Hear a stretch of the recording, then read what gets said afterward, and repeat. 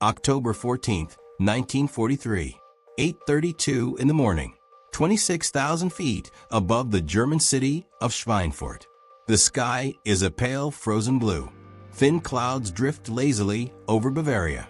For a brief moment, it almost looks peaceful. Then the first contrails appear. Long white scars cut across the sky from the west. At first they are faint, barely visible against the bright morning sun. But within seconds they multiply. One line becomes 3, then 5, then dozens. From the ground, German civilians begin pointing upward. Inside the operations bunker of Luftwaffe Reich, the officer on radar duty stiffens in his chair. Mareri Formationen, Gross Hohe. Multiple formations. High altitude. The room suddenly fills with movement. Phones ring. Boots scrape against concrete. Maps are pulled across tables. Major Karl-Heinz Hagemann leans over the plotting board as fresh radar reports arrive. Each marker represents a group of bombers. He watches the markers multiply. 20, 30, 40. His jaw tightens. Americaner, someone mutters. The Americans are back. 200 miles away, the bombers are already forming their combat boxes. Hundreds of B-17 flying fortresses roar through the thin air in tight formations, so precise they almost look mechanical. Silver wings glint under the rising sun. 4 engines per aircraft. Thousands of men inside them. The formation stretches for miles. Inside one of those aircraft, First Lieutenant Robert Rosenthal grips the control yoke. The cockpit vibrates with the constant thunder of engines. Oxygen masks hiss quietly with each breath. Rosenthal glances out the side window. Bombers. Bombers everywhere. Layer after layer of aircraft fill the sky around him. Above, below, and stretching into the horizon. It looks less like an air raid and more like a moving city of metal. Behind him, the radio operator listens to static-filled transmissions. The mission target is clear. Schweinfurt, Germany's most important ball-bearing factories. If the factories fall, Germany's tanks, aircraft, and vehicles will begin running out of critical components. No bearings means engines fail. Machines seize. Production collapses. The German High Command knows it, which is why Schweinfurt is one of the most heavily defended industrial cities in the Reich. Rosenthal knows it too. Every man aboard his aircraft understands what lies ahead. And yet the bombers keep coming. Back in the German command bunker, new reports arrive. Major Hagemann stares at the map in disbelief. "We veal," he asks. "How many?" The radar operator hesitates, then answers quietly. "Über 300. Over 300. The room falls silent. 300 heavy bombers. No escort fighters. No turning back.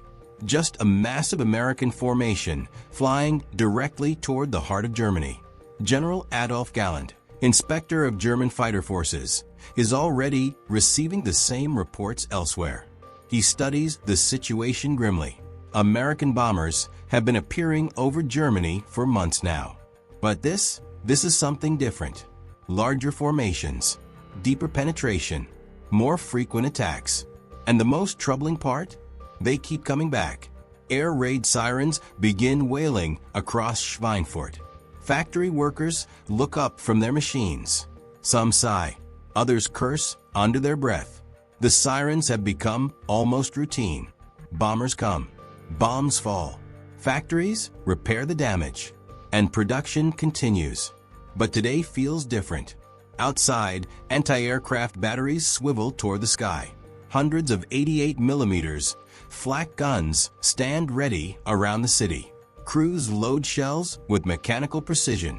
The commander of one battery raises binoculars. The first tiny specks appear on the horizon. He lowers the glasses slowly. Mein Gott, my God. Up above, the American formation continues forward. The sky begins filling with dark puffs. Flak. At first it's scattered. Random bursts exploding far below the bombers. Then the German gunners adjust their aim. Explosions begin erupting directly inside the formations. Black clouds bloom among the aircraft. 1B, 17 shudders violently as a flak shell detonates nearby. Shrapnel tears through the wing. Inside the cockpit, Rosenthal hears the sharp metallic clatter of fragments hitting the fuselage.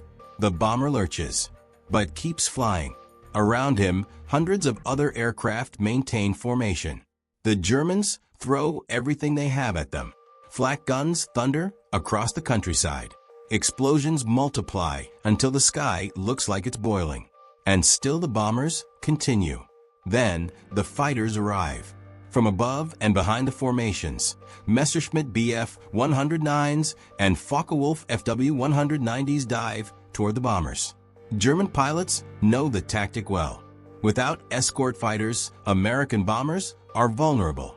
The fighters streak through the formations at incredible speed, firing cannons and machine guns. 1B-17 erupts in flames. Another loses an engine. A third begins spinning slowly toward the earth. Inside Rosenthal's aircraft, the tail gunner shouts into the intercom. Bandits. 6 o'clock. Machine guns erupt along the bomber formation. .50 caliber tracers rip through the sky. For a moment, the air becomes a chaotic storm of bullets, flak, and twisting aircraft. And yet something strange begins happening. Despite the damage, despite the losses, the bombers keep moving forward, steadily, relentlessly, as if nothing can stop them. On the ground, Major Hagemann watches fresh reports arrive. German fighters are engaging the formation. Flak batteries are firing continuously. Bombers are being destroyed. Everything is working exactly as planned. And yet the numbers don't make sense. Even after the losses, hundreds of bombers remain, and they are still heading straight toward Schweinfurt. He feels a creeping realization forming in the back of his mind. Destroying a few aircraft isn't stopping them. It's barely slowing them. High above the city, Rosenthal's bomber finally reaches the target area. The bomb bay doors open. Cold air roars through the aircraft. Below, Schweinfurt's factories spread across the landscape. Huge industrial complexes surrounded by rail yards and warehouses. Smoke already rises from earlier bomb impacts. The bombardier peers through the Norden bomb site. He adjusts the controls carefully. Steady. The formation holds perfectly still. Flak bursts explode around them. A nearby bomber suddenly disintegrates in a violent fireball. Rosenthal barely has time to process it. Bombs away. One by one, the bombs fall. Hundreds of them. Thousands. The sky suddenly seems filled with falling steel. Seconds later, the ground erupts. Factories vanish beneath towering columns of fire and smoke. Shockwaves ripple across the city. Hours later, the surviving bombers limp back toward England. Many aircraft are damaged. Some barely remain airborne. Dozens never return at all. For the Luftwaffe, it feels like a victory. They shot down many bombers, inflicted heavy losses. But that evening, as German officers analyze the reports, something unsettling emerges. Yes, bombers were destroyed. Yes, the defenses worked. But the Americans had sent more than 300 aircraft in a single raid. And intelligence reports suggest something even more disturbing. Factories in the United States are producing thousands more bombers every year. The next day, German officers begin asking a question none of them want to answer. What happens when the bombers return tomorrow? October 15th, 1943, 9:10 in the morning. Berlin, Reich Air Ministry. A thin gray light filters through the tall windows of the conference room. Cigarette smoke hangs heavily in the air. Maps of Germany cover the walls, dotted with colored pins marking industrial cities. Each pin represents a target. Each target has already been bombed. Field Marshal Erhard Milch, responsible for aircraft production, studies a fresh intelligence report lying on the table. His face remains still, but the muscles in his jaw slowly tighten. Across from him, Luftwaffe officers wait in uneasy silence. The report comes from reconnaissance and intercepted communications. American production figures. Milch finally speaks. How many? The intelligence officer clears his throat. Estimated 8,000 heavy bombers produced this year alone. The room goes completely silent. 8,000. Even the most optimistic German factories cannot imagine numbers like that. Milch flips through the pages again, slower this time. Aircraft plants in Seattle, Long Beach, Wichita, Detroit. Production lines stretching across miles of factory floors. Thousands of workers. Entire cities devoted to building bombers. The Americans are not just building aircraft. They are building an endless stream of them. And every week, more are arriving in England, across the Atlantic Ocean. The scale of that production is almost impossible to comprehend. In Willow Run, Michigan, the massive Ford aircraft plant stretches for nearly a mile. Inside, thousands of workers move along assembly lines constructing B-24 Liberators. The noise is constant. Riveting guns hammer metal plates together. Engines are lowered into wings by overhead cranes. Electrical wiring snakes through unfinished fuselages. Workers move with astonishing speed. A bomber that once took months to build now rolls off the line every 63 minutes. Some workers barely look up from their tasks. For them, the aircraft are simply another part of the assembly line. But each finished bomber represents something enormous. For engines, 10 crew members, thousands of pounds of bombs, and soon another mission over Germany. Back in Europe, German commanders begin noticing a pattern. Bombers are returning, not weeks later, not months later, but days later. Cities bombed on Monday are attacked again by Thursday. Factories damaged in one raid face another before repairs are finished. Major Hagemann studies the operational charts in the Luftwaffe Command Center. Each red line marks a bomber route. There are more of them every week. Das ist unmöglich, one officer whispers. It's impossible. Even with losses, the Americans should eventually run out of aircraft. But they don't. The formations remain massive, sometimes even larger than before. Far above Germany, the crews of the 8th Air Force prepare for another mission. October 22, 1943. Dawn at RAF Thorpe Abbotts, England. Ground crews move quickly across the cold airfield. Bombers line the runway in endless rows of aluminum wings and propellers.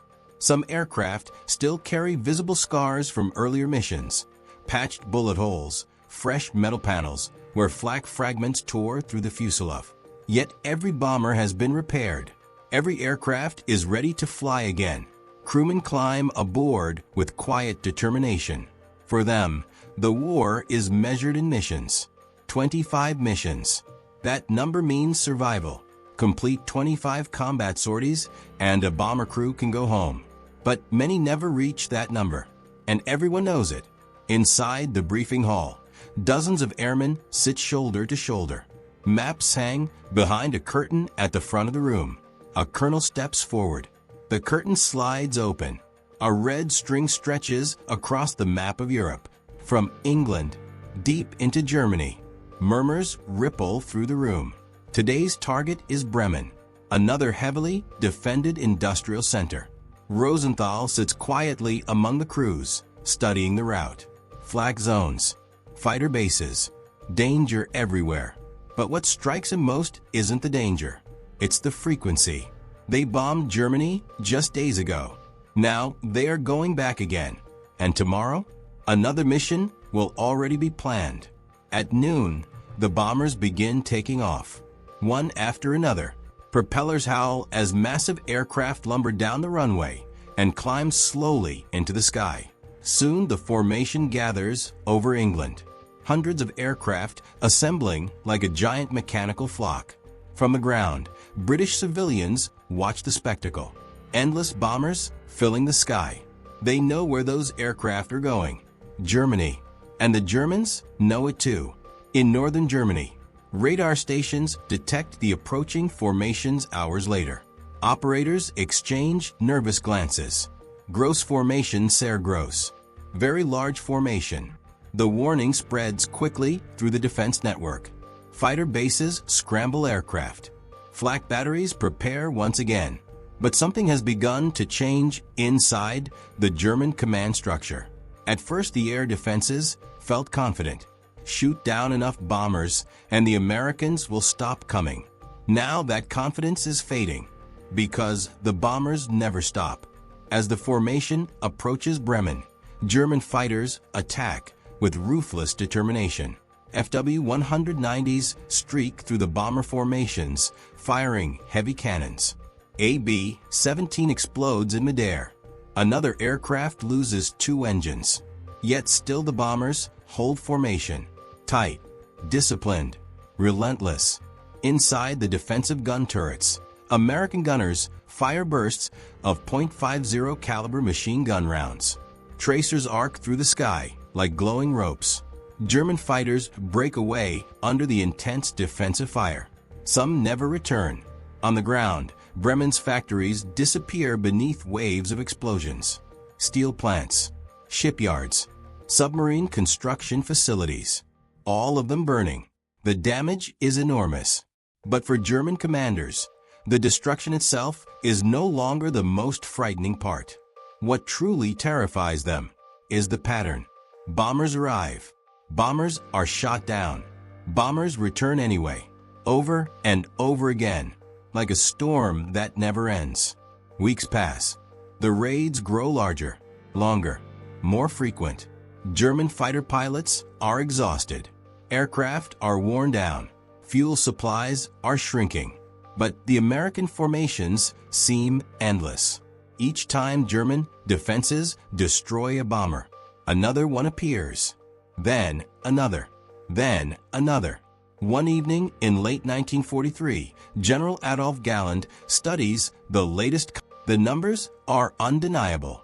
Dozens of American bombers destroyed. Yet hundreds still remain operational. New groups arrive in England every month. He slowly sets the report down. For the first time, a disturbing thought begins to form in his mind. This isn't just air combat anymore. It's industrial warfare. And the United States may have already won it. But the worst realization is still coming. Because soon the bombers won't be coming alone. And when that happens, the skies over Germany will change forever. January 11th, 1944. 10:07 in the morning. 25,000 feet above Western Germany. The Luftwaffe radar network has already detected them. Another American bomber formation. Another massive one. Contrails stretch across the winter sky like white scars, cutting eastward from the North Sea toward the heart of the Reich.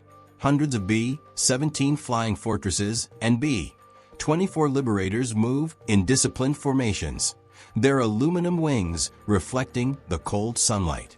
Inside the operations room at a Luftwaffe fighter base near Münster, the scramble alarm suddenly blares. Pilots leap to their feet. Ground crews pull away wheel chocks. Within minutes, Messerschmitt Bf-109s roar down the icy runway and climb toward the incoming bombers. This part of the war has become routine. Climb fast, intercept the bombers, break their formations, shoot down as many as possible before the flak zones. For months, this tactic has worked. American bombers without escort fighters are vulnerable. German pilots know it, or at least they think they do. High above Germany, Oberleutnant Heinrich Bartels scans the sky from the cockpit of his Bf-109. He is an experienced fighter pilot. Over 50 victories already. A veteran of the Eastern Front, and now the defense of the Reich. His squadron climbs hard toward the incoming bombers. Soon they appear, hundreds of them. Bartels whistles quietly through his oxygen mask. The Americans never come in small numbers anymore. He signals his wingmen. Attack formation. The fighters accelerate. Their cannons are already armed. The plan is simple. Dive through the bomber formations. Fire a short burst. Pull away before the defensive guns can concentrate. Bartels pushes his throttle forward. The Messerschmitt surges ahead. Then something catches his eye. Tiny shapes above the bombers. At first he assumes they are more bombers. But they move differently. Faster. Much faster. Bartels narrows his eyes. Those aren't bombers. They're fighters. American fighters. Within seconds the radio explodes with shouting. Jaeger. Amerikanisch Jaeger. Fighters. American fighters. The news spreads across the German formation like electricity. For months, Luftwaffe pilots had one enormous advantage. American fighters lacked the range to escort bombers deep into Germany. The bombers were alone. Now they aren't. Above the bomber formation, sleek fighters suddenly dive toward the German interceptors, P-51 Mustangs. Their long wings slice cleanly through the air as they accelerate toward the incoming German fighters. Inside one Mustang cockpit, Captain Don Blakesley, a veteran American fighter ace, spots the approaching Bf-109s. He smiles. Here they come. For months, the American bombers have been suffering heavy losses. Now the escorts are here to change that. Blakesley pushes the Mustang into a steep dive. The aircraft responds instantly. Fast, smooth, deadly. The distance between the two formations disappears in seconds. Bartels sees the Mustangs coming straight at them. Too fast. Much too fast. He banks sharply, but it's already too late. The sky explodes into chaos. Machine guns open fire. Tracers slash through the air like glowing knives. One German fighter suddenly erupts into flames, spiraling downward in a trail of smoke. Another breaks apart under concentrated fire. Bartels jerks his Messerschmitt into a violent turn. These American fighters are not staying near the bombers. They are hunting, aggressively, relentlessly, and they are fast enough to chase German aircraft almost anywhere. Within minutes, the entire airspace above Germany becomes a swirling battlefield. Mustangs chase Messerschmitts through the clouds. Thunderbolts dive from high altitude with brutal speed. Bombers continue flying forward through the chaos below them. Protected for the first time.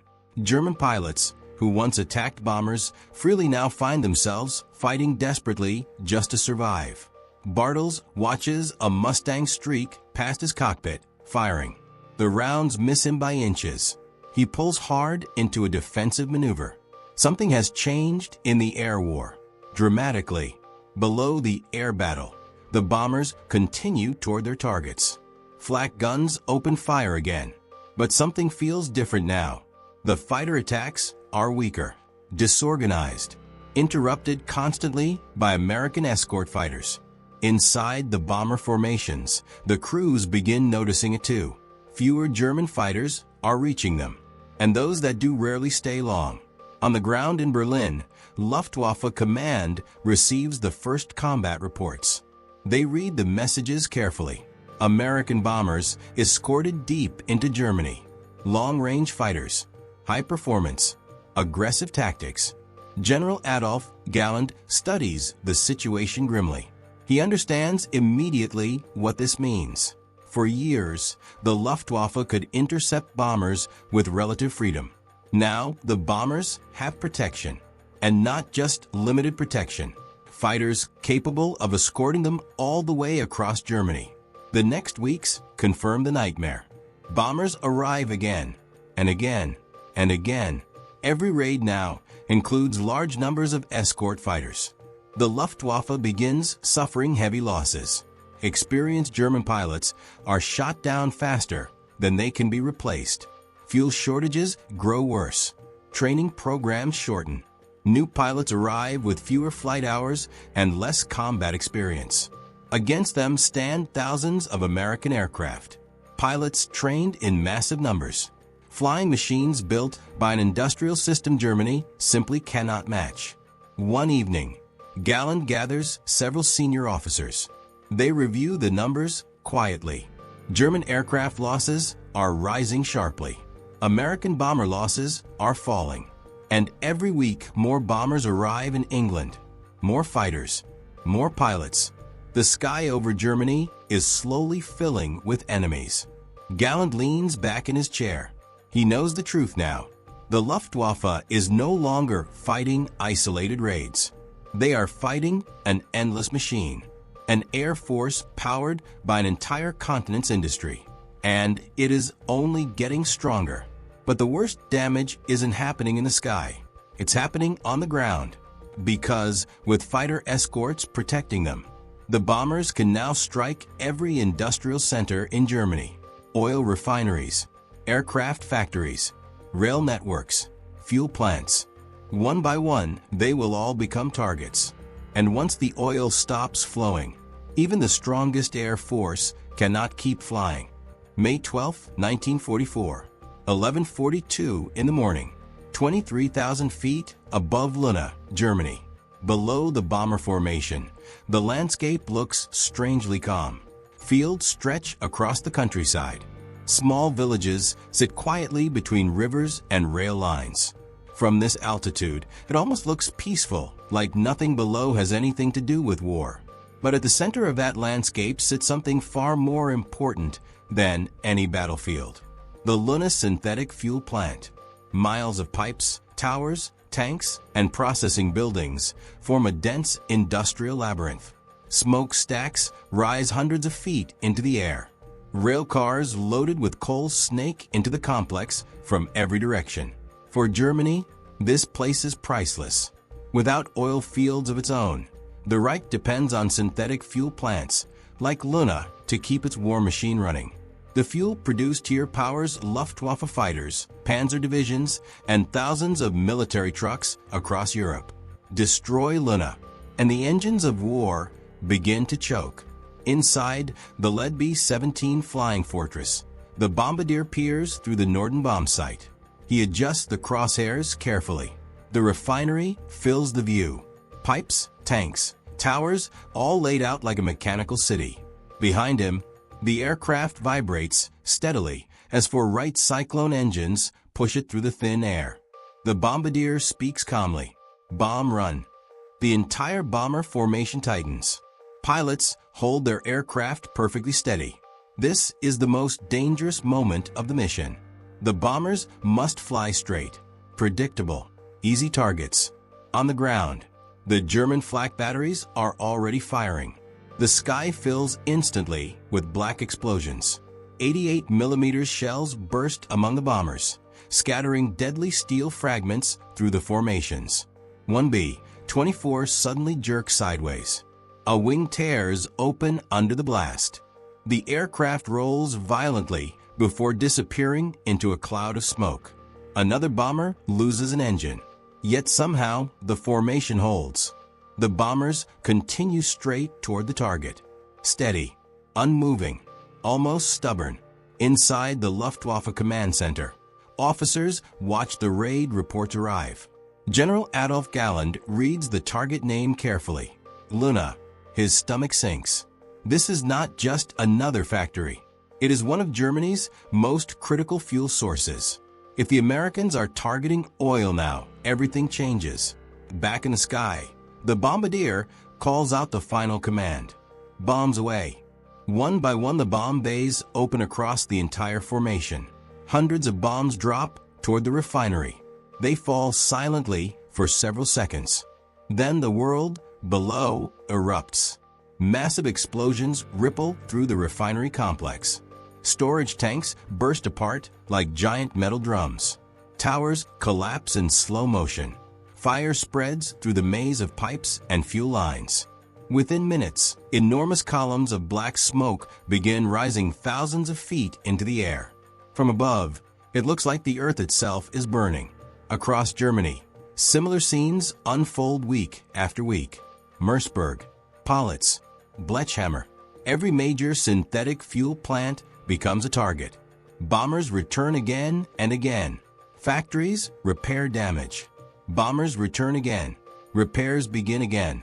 Then the bombers return once more. The pattern is relentless. At first, German engineers manage to keep production running. Pipelines are repaired overnight. Destroyed buildings are rebuilt quickly. But the raids never stop. Each new attack tears apart work that has barely been completed. Soon the damage becomes overwhelming. Entire sections of refineries remain permanently destroyed. Production slows, then slows further, then begins collapsing. By the summer of 1944, the numbers become impossible to ignore. German aviation fuel production drops dramatically. Fighter squadrons receive strict fuel rations. Pilots who once trained daily now fly only occasionally. Some units receive barely enough fuel for combat missions. Training flights are canceled. New pilots arrive with minimal experience. And experienced veterans are being lost faster than replacements can be trained. At a Luftwaffe base in Western Germany, a young pilot named Lieutenant Franz Keller prepares for his first combat mission. He has flown only a handful of training flights. Not because he lacks talent, because there simply isn't enough fuel. His squadron commander studies him carefully. Keller is nervous, but determined. The commander places a hand on his shoulder. "Listen carefully," he says. "You may not get many chances to learn." Meanwhile, across the English countryside, the opposite problem exists. Fuel is everywhere. American and British airfields are crowded with aircraft. Rows of bombers, rows of fighters. Training programs run constantly. New pilots arrive every week. More aircraft arrive every week. And every one of them is preparing for the same mission. Germany. Inside the Reich Air Ministry in Berlin, the situation has become desperate. Reports pile up on the conference table. Fuel production down. Aircraft losses rising. Pilot training collapsing. Even the once powerful Luftwaffe is beginning to feel fragile. Field Marshal Milch studies the latest report slowly. The numbers are devastating. Germany is losing the ability to keep its air force in the sky. And once that happens, the bombers will face even less resistance. Late one evening, Adolf Galland walks alone through the corridors of Luftwaffe headquarters. He stops beside a large map of Germany. Small lights mark key industrial cities. Many of them have been bombed repeatedly. Factories, rail yards, fuel plants, ports. He knows exactly what the Allies are doing. They are not just bombing Germany. They are systematically dismantling it, piece by piece. Industry first, fuel next, transportation after that. Eventually, the entire war machine will grind to a halt. Outside, the distant sound of air raid sirens begins echoing across Berlin again. Galland closes his eyes briefly. Another raid. Another formation of bombers crossing the sky. Another factory burning. The bombers always return, and Germany is slowly running out of ways to stop them. But the final phase of the bombing campaign is still coming, because soon the Allies will unleash something even more devastating. Not just bombs, but thousands of aircraft attacking Germany all at once. A storm so large that even hardened Luftwaffe commanders will struggle. February 3rd, 1945, 11:18 in the morning, 27,000 feet above Berlin. The winter sky above Germany's capital is bright and brutally clear. From the ground, people notice something strange first. The sunlight begins flickering. Not clouds, movement. Thousands of tiny reflections shimmer across the sky. At first it looks like scattered sparks. Then the sparks grow, multiply, merge together into something enormous. Within minutes, the entire sky above Berlin fills with aircraft. Not dozens, not hundreds, thousands. Silver wings stretch across the horizon in every direction. Massive formations of B-17 flying fortresses and B-24 Liberators move in perfect combat boxes, their contrails forming thick white highways across the sky. And above them, fighters, hundreds of them, P-51 Mustangs and P-47 Thunderbolts weaving protectively around the bombers. For anyone standing on the ground, the sight feels almost unreal. The sky itself seems alive. Inside a Luftwaffe operations bunker beneath Berlin, the radar reports arrive faster than officers can write them down. Major Karl-Heinz Hagemann stares at the plotting board in stunned silence. Markers cover the map, layer after layer. One officer finally whispers the number. Mayor ALS Tausend. More than 1,000. Heavy bombers. Hagemann exhales slowly. He has seen countless bomber raids since 1943, but nothing like this. Nothing even close. High above the city, inside the cockpit of a B-17, Captain Robert Rosenthal studies the view ahead. Berlin spreads across the ground like a gray ocean of buildings. Rail yards, factories, government ministries. The heart of Nazi Germany. He has flown dozens of missions now, but even he feels the weight of this moment. The formation is so massive that bombers stretch beyond the horizon. A flying armada, an entire sky filled with engines. Down below, Berlin's air defenses respond. Sirens howl across the city. Flak batteries begin firing. The familiar black bursts appear in the sky. But something is different now. The explosions seem small, almost insignificant, because there are simply too many bombers, too many aircraft, too many targets. Even the once fearsome 88mm flak guns cannot fill the sky fast enough. German fighter bases scramble aircraft desperately. Messerschmitt Bf-109s and Focke-Wulf Fw-190s roar into the air. But there are fewer fighters now, much fewer. Fuel shortages have grounded many squadrons.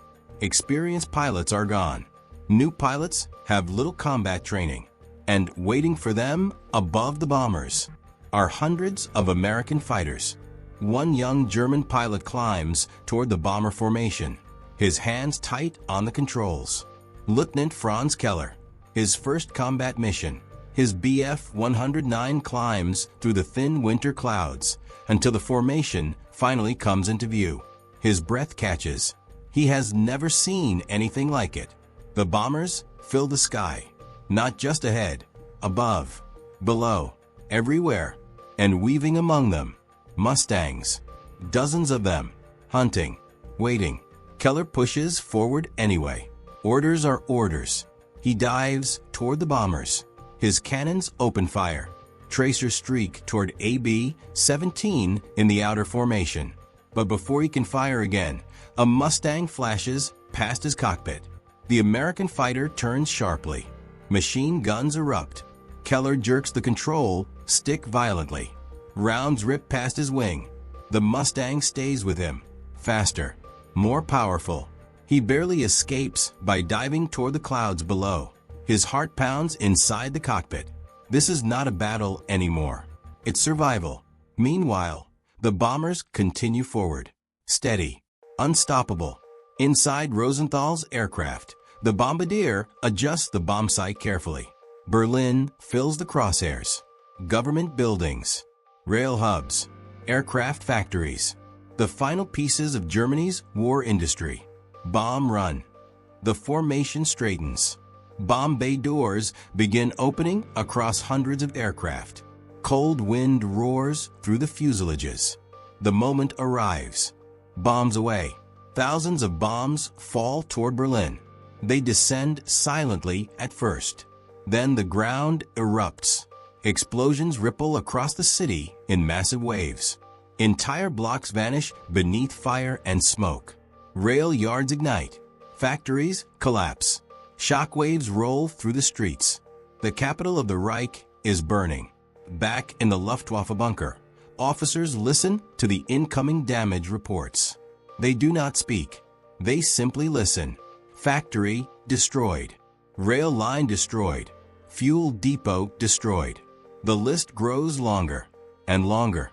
Major Hagemann slowly lowers the report in his hands.